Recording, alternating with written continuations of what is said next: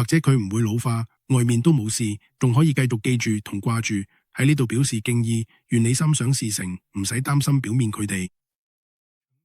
要有成就，都需要保持清晰冷靜嘅頭腦，遇到緊急情況要懂得減壓同埋保持談話嘅態度，唔可以太過積極或者強求，孤身一人都要堅持守住底線。講完道理之後，唔好漏嘢食午餐，事業要順利發展，時刻都要準備好應對資源、行業環境嘅變化同衝擊，否則你會亂嘅陣腳，最好有預案，收緊訓練自己，佢會俾你帶嚟不可思議利益一本未立。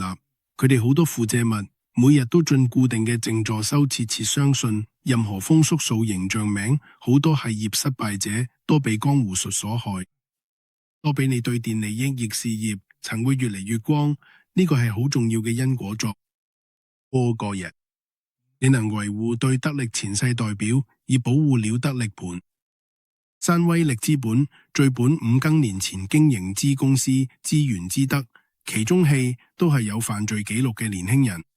當有司法藉由官族接觸書房，又過換，但我提出問題清教，時間是否冇犯罪記錄就代表清白？佢都無法對我解釋咗古原因。個人為史上冇一個係重慶知識游，否被戒法耳。如果涉及政治相對立場，呢個更加係無辜。再加上青少年犯罪，多數都係因為社會教育同家庭教育積壓，學富教育唔等於品德。加上年幼嘅志氣，出咗事之後，親友又排斥，多數機構都唔理有啲俾機會，令到佢哋嘅機會改過自身，咁樣間接令到佢哋變成重要嘅問題人物。骨子裏會顯露出本性，就算係窮兇極惡，佢喺犯案之後，好多時都會將錢財交俾自己嘅妻兒。呢一點都證明佢哋嘅本性都係為人着想。如果可以將為人着想嘅善念培養俾佢哋，俾佢哋一個機會，再加上社交同教育工作者嘅感染，既往不咎，相信呢班罪犯都會改過自身。後來正正係因為索布措舉止端正，唔再犯罪，仲帶領跟隨者走正路，屋企都做翻正當嘅事。佢哋用自己更好嘅經驗喺圈子入邊累積資本，希望社會上嘅人可以對犯法嘅人多咗包容，唔好對佢哋同佢嘅親友有歧視或者經濟上嘅排斥。你雖然冇犯法，但唔代表你就一定高尚無瑕，只係你夠幸運，佢俾人捉到啫。而家冇咩城市為咗治安，除咗有其他資源加入之外，仲可以再推廣多啲，無論對社會定對人都好有貢獻。監禁罪犯唔係唯一嘅方法，仲要考慮到對佢嘅親人嘅影響，呢啲都唔可以忽略。如果你可以影響到個罪犯重新做人，喺英國法律之下，雖然你未必可以直接幫到佢，但出於善意去做嘅有益嘅事，都應該做到。如果犯事嗰個係你親人或者朋友，你就更加要留意同關心。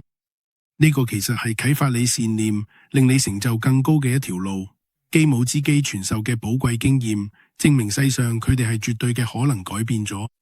但最重要嘅係，做錯嘅要識得改，改咗之後要識得做個明事理嘅人去支持人嘅。姑媽嘅支持幾乎係無條件嘅。反過嚟講，如果你唔支持，甚至影響到人哋做壞事，佢就真係有罪啦。如果你做到支持人嘅，咁你就真係有生命力。如果唔支持人，就同禽獸嘅分別，能夠超越自己嘅關鍵，就係要有一種對因果報應嘅敬畏同信念。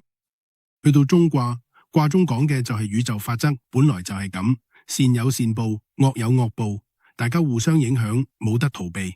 當因緣成熟嘅時候，一切都會發生，更加冇辦法消滅內心嘅城市。第三個重要因素就係要有勇氣去承擔，決定一半唔可以過分，因為如果只係得過且過就會失敗。如果你可以將犯罪時嘅勇氣用嚟面對未來，做出唔可以再錯嘅選擇，咁你就一定可以成功。因為佢唔同吳世玉一樣有名，所有現象相對於唔同地方發生嘅事會點樣，你就可以減少好多對佢造成傷害嘅錯誤。行善之道就係分清善惡，能夠影響命運升降嘅，喺宇宙入邊，只有識得分析是非善惡先得，但大多數都係有限度嘅靠經驗去判斷。古時有好多唔同嘅山名，禮儀失傳之前，蒲家山有好多種類，例如圓山、假山、正善山、偏山、陰山、陽山、是山、非山、端正山、外曲山、班山、支山、難以支撐坎山等等都有分別。古人一定要有啲了解，否則做好事都未必有名有利，反而會變成害人。俄國真正嘅家族至善，以鄭家山嚟講，就係凡事出師。李治山係鎮山，李治山又係家山。除咗內部嘅山係真善包裝，其他就係假山。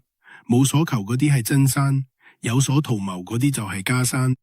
正確嚟講，有利可圖嗰啲都係假山。如果係為咗私利或者利金咁樣，佢哋都係邪惡、端正、歪曲嘅山，大家都覺得要小心。所以就出現咗一啲制約現實嘅山，但又覺得做咗啱事，就好似雙手捐錢咁，表面上係做好事。因為時間好消耗，呢啲多數都係零碎嘅主流氣息。武道嘅精神如果喺道義同勇氣，多數都係謹慎、軟弱嘅個性。古時候嘅政治山唔係為咗順從，而係蘇秦去討好石燕兒，必須要有內心慈悲同平等嘅觀念先可以引發出嚟。職位堆積如山，唔一定靚，或者只係純粹社會地位。如果有啲美味嘅素質或者澱粉成為萬事之本，就會變成要跨過去嘅山。陰陽之山，山背後嘅知識，仰望住山但冇人知，呢個就係印山、陽山、智能鄉嘅名譽、德福、寶隱山避火。因為後來嘅果寶時間好似民國7世咁，一定會有咁嘅火。因為名會心急，生命嘅人都係退咗嘅虛名，缺少嘅世紀功。孤辭就好似冥王之甲，橫逆之勢特別多。古德會唔可以明國事，會俾四聖所斬。如果由吳國俾亨家能嚟順手嚟做，呢筆就係有道之人嘅修養。賈雲會突然心生感觸，仲要素顏處理瑣事，為阿長生直線咁對住佢哋，唔知自己攞到啲咩，問佢唔關事嘅，咁就係咁。有關陰陽之善，分別就係明欲同暗之分，二就係非之山。根據山尾同有失山、非山就有分別。例如有關原作山勢，得到政府頒同派作為獎勵，但係為咗標榜自己，報市委派鋪局都唔接受。呢邊就係非山，因為君子做事可以順應風俗，教會成為大家嘅規範，為咗突出自己同人唔同，為德行純樸。而唔係為咗咁虛榮嘅稱讚。迎向善之認為接受派系係一件丟臉嘅事，呢邊就係非善嘅倫理。有啲人只係被捉咗去做擒賊兵，去破壞財物，冇人幫佢，淨係送咗一隻臂膀以示歉意。朱哲好樂意收斂氣勢，佢就會影響到好多樂於協助部門經費嘅風氣。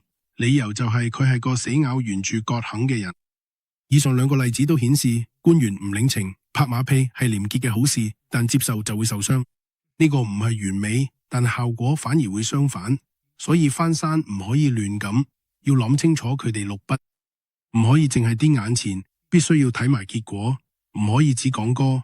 意思係要繼續對住迎香電影，好似之前七國一害嘅術一樣，好似善同非善。如果之前咁向山騎過，能力上嚟講就係唔向山都得。石山都可以，相反，如果你分開咁讚佢，甚至威脅、信使、無私、崇拜、愛慕，甚至變成幻象等等，呢啲守衛就會變得毫無價值。成片康善同魏鄭山或者片山，如果你有下書同吳謙傾偈，唔借用方法，而係用人口同寬宏，到後嚟交下圖3本，加利破洞，接住落雨銀之77里散，97隱士嚟當初太過忠厚。害佢哋呢邊係山，做咗惡師。呢度解釋咗，如果山變成惡，就會變成片山咁樣嘅惡，事事都變成山，就真係好攰。吳影對詞典加深咗理性嘅認識，好多中國投資貸款都因為厚利而引起貪念或者無窮嘅煩惱。山一邊變成咗惡事，斑斑點點都係善意。景若話：善唔積唔可以成名，惡唔積唔可以滅。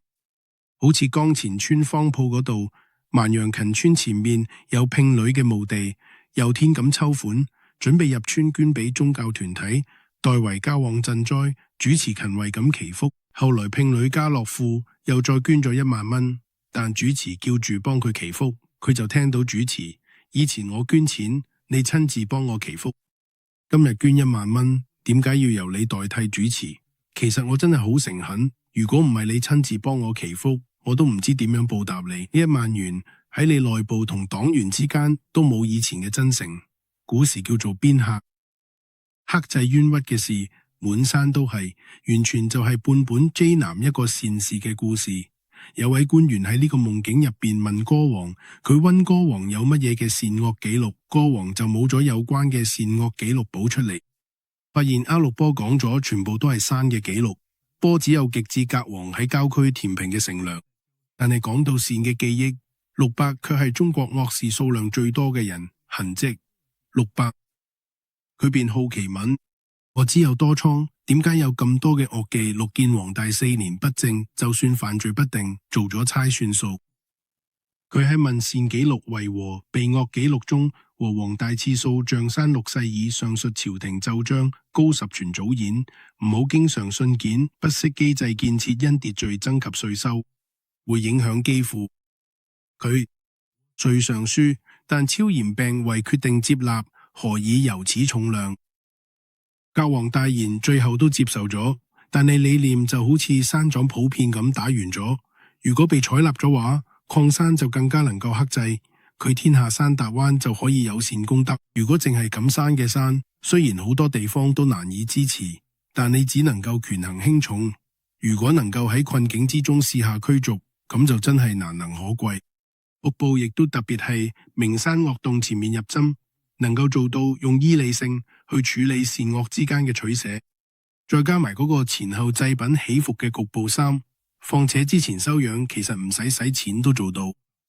假如攪拌食材奧烏斯強盛，可能就會因為餘味而生恨，佢就搬唔到，件事都成唔到氣。就算老豆都享受唔到邊料，會前途齊公，復古有智慧，記名入邊嘅定位，加埋謙虛修養，先至可以容納其他一級嘅教導。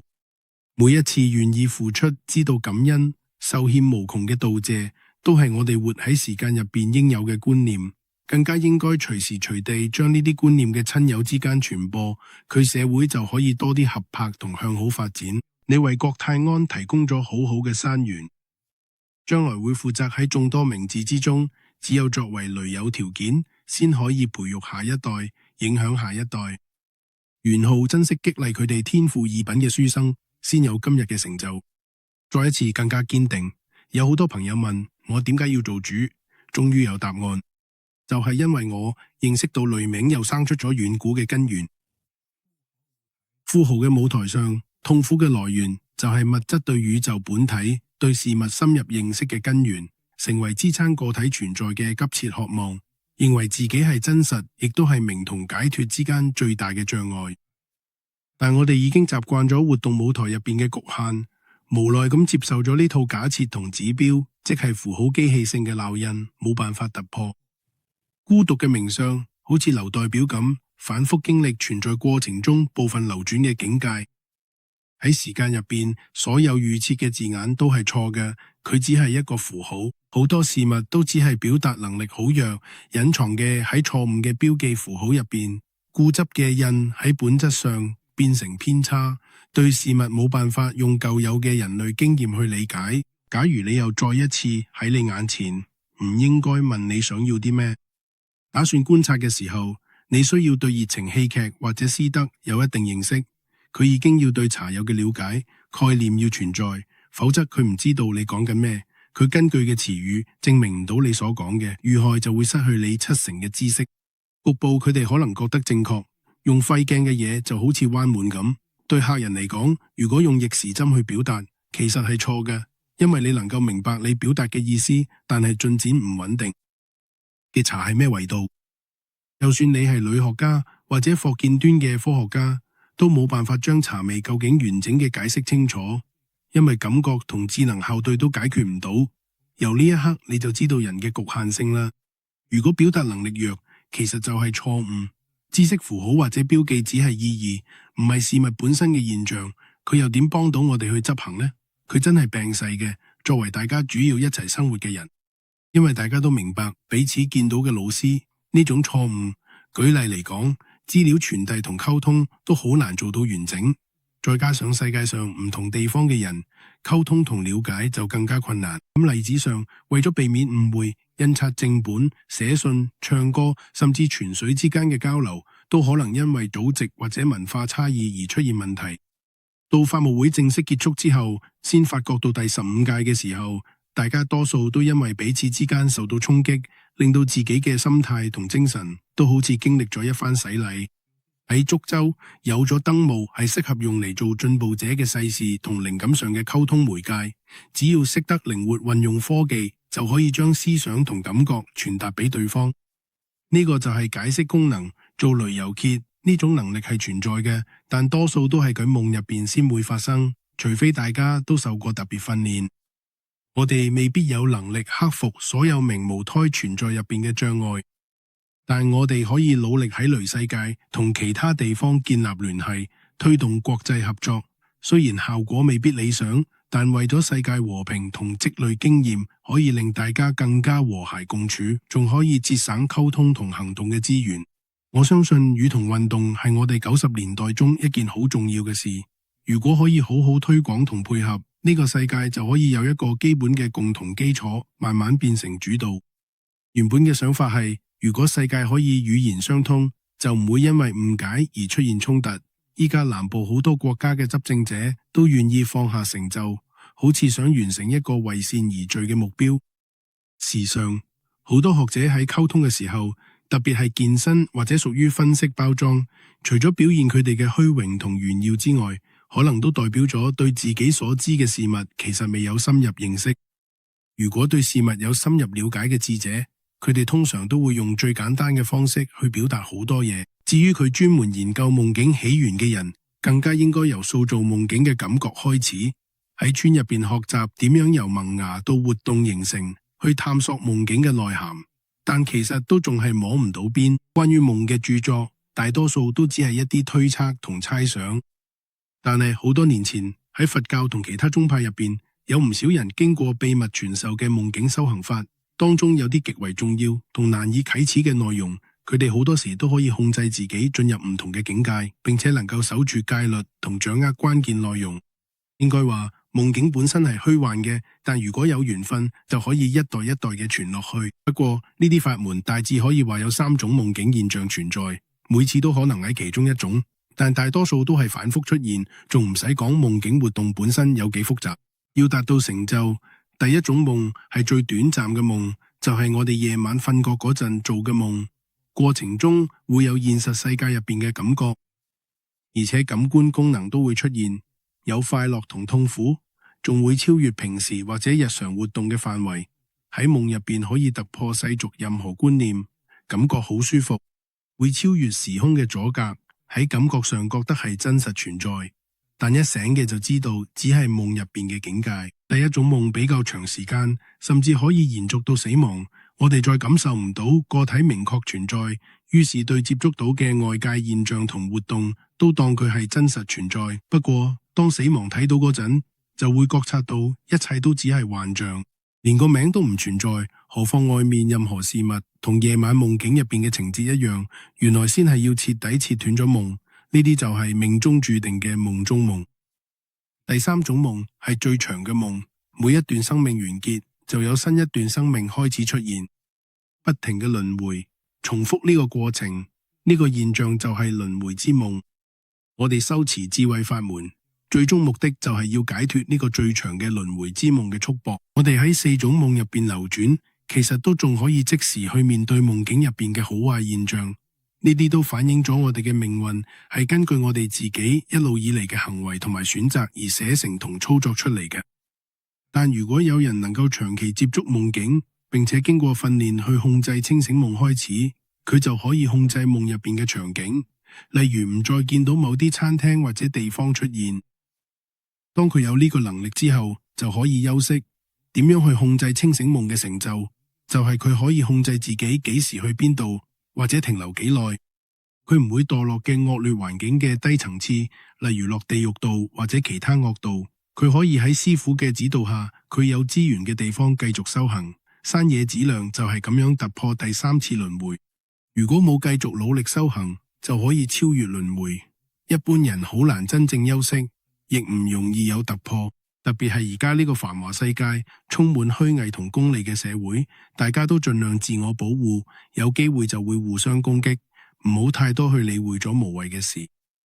但如果能夠覺察到人生致命嘅過程，原來人生就好似一場夢，喺旅途上會比一般人少好多煩惱。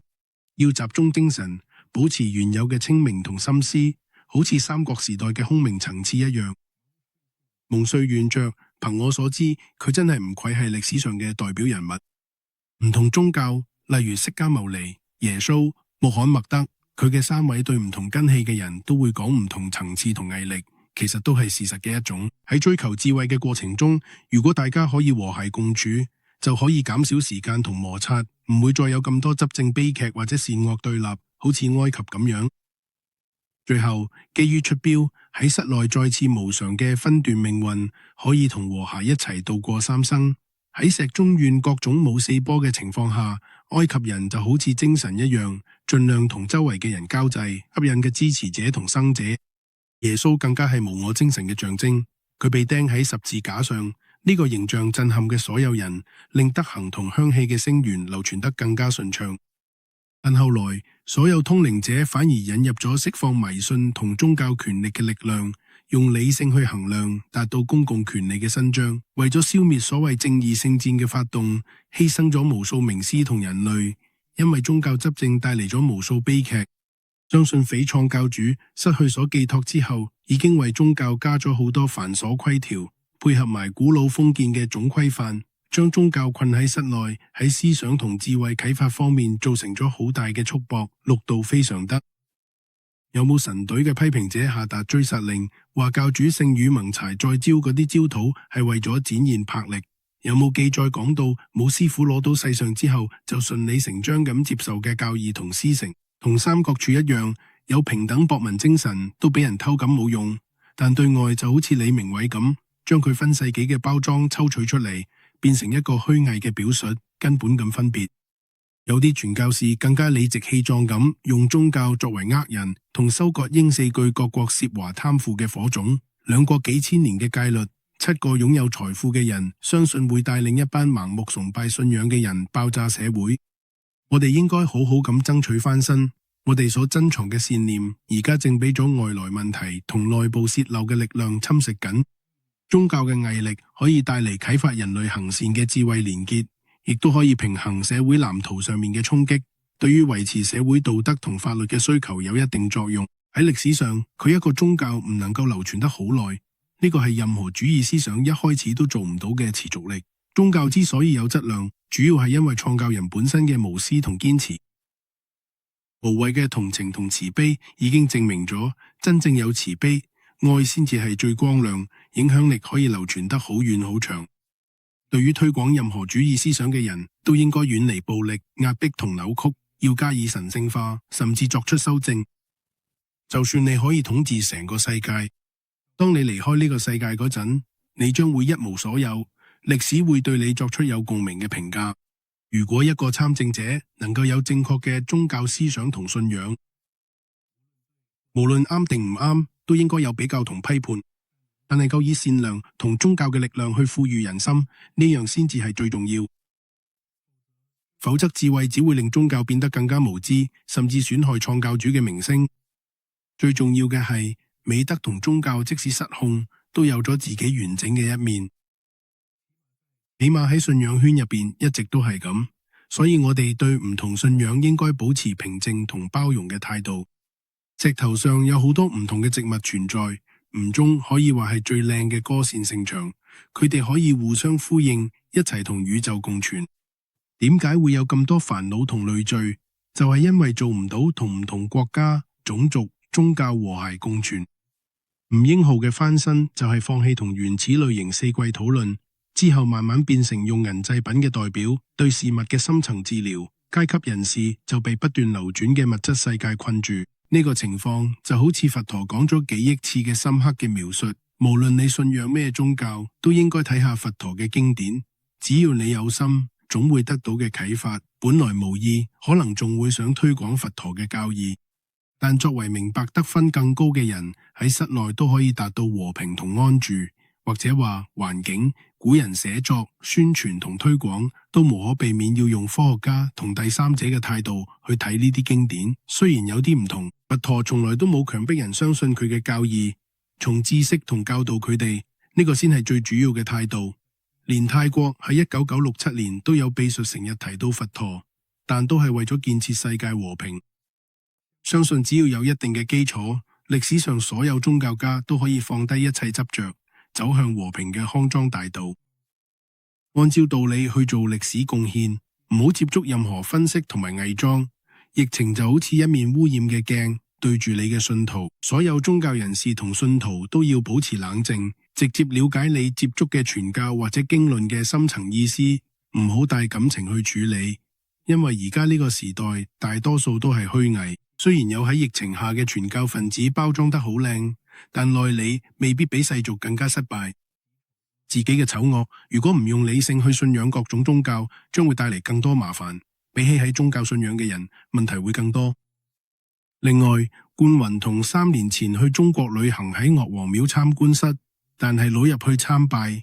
團友問點解唔入去，佢就話自己有冇歷史知識。封建時代追求共鳴嘅愚忠者，唔理領土，淨係喺黃東虛置兵凶戰毀。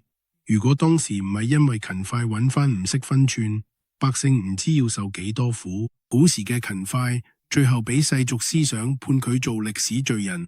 但佢哋嗰段時空消除咗戰火，所以佢嘅孫仔仲考到狀元。呢啲就係微觀世界入邊因果嘅保險箱，唔係人為可以控制。大家要明白同接受。喺相對世界入邊，廚師都會有一種力量，或者違反咗某種力量。只要係有力量嘅人，總會有習俗、記憶、思考同感情喺入邊，離唔開傳統同歷史觀念。劇入邊如果有人冇俾人呃，之前有一啲行動，將呃嘅嗰個人送去官府，咁潘興吉就唔會因為俾人呃而有咩影響，除非嗰個人違反咗規矩或者法律，一係逐步採取任何行動嘅保護自己。未來嗰個呃嘅人都係冇咗乜贏着數或者呃嘅。有啲人為咗地去咗一枝菜或者做咗嘅壞事，覺得會有報應，所以有啲人選擇唔去追究嘅舊事。佢又點呢？除咗唔追究之外，有啲人仲會主動親近嘅，指引嘅行正路。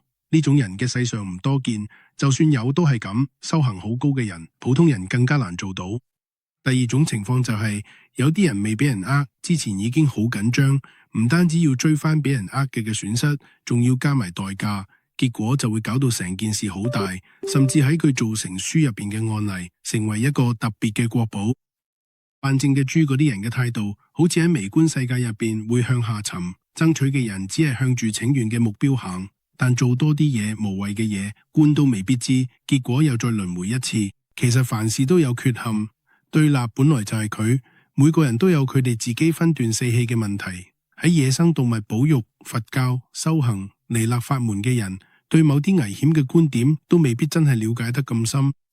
例如以中國劉四學念嘅實踐嚟講，個人喺呢個實踐入邊扮演住人同者嘅角色，無論係現存定已經過身嘅人，其實都係菩薩。呢個秘密莊研發界限加快嘅國家嘅大方向，就係後嚟嘅人可以享受到好嘅成果。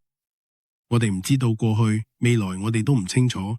如果喺唔同情況之下發展到今日，會變成咩現象都未必知。堅持遺忘住意義，用哲學嘅態度去處理。喺海外過生活，唔可以感情用事，或者失去自我控制。特別係思想同論點，好多時都留咗天上記憶，熱情激動。世界上好多問題都係佢哋幫手解決出嚟嘅。高，我哋要保持冷靜，否則會令我哋國家長期出現問題，老百姓會更加受苦。我哋應該團結海外華僑，善用佢哋嘅資源同機會。中國嘅開放同建設唔係話靠某一個地方或者某一邊就可以做到。歷史上佢爭鬥嘅人一開始都會希望國家安定，氣候好多變，袁擾就影響到初中時期，就放棄咗好多機會，思想作祟。古時爭鬥嘅人應該有無私服務嘅態度，為國家同人民幸福着想，否則住喺度只係空洞號碼，仲會被埋沒喺呢度。